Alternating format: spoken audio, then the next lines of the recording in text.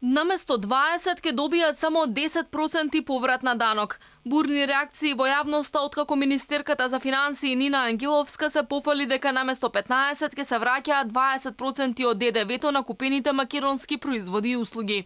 Граѓаните велат дека дуканџиите не ги почитуваат прописите. Фискалните каси не им биле нашталувани како што треба, па дури и онаму каде што има доказ на етикетата или амбалажата дека се работи за производ од домашно потекло, тој на фискалната сметка е обележен како увезен, па за него ќе се вратат помалку пари како поврат на данок. Вакви случаи има многу. Граѓаните се жалат дека само 1/3 од купените македонски производи, а некогаш и помалку, се обележени како домашни. Инаку властите на големо се фалат како овој потек ја стимулира потрошувачката и ќе го покрене домашното производство. Од друга страна, повратот на странски производи се намалува од 15 на 10%.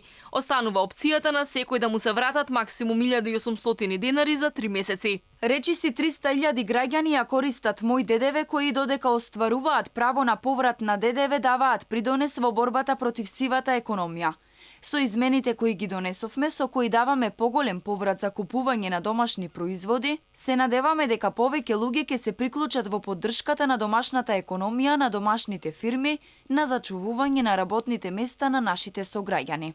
Голем дел од граѓаните се пожалија и дека не добиле поврат на ДДВ кој им следува за првите 3 месеци. Исплатата на овие пари почна во мај. Од друга страна, многу од оние што скенираат сметки поради, според надлежните, техничка грешка во мобилната апликација, го донираа повратот на данок и покрај тоа што не ја одбраа таа опција.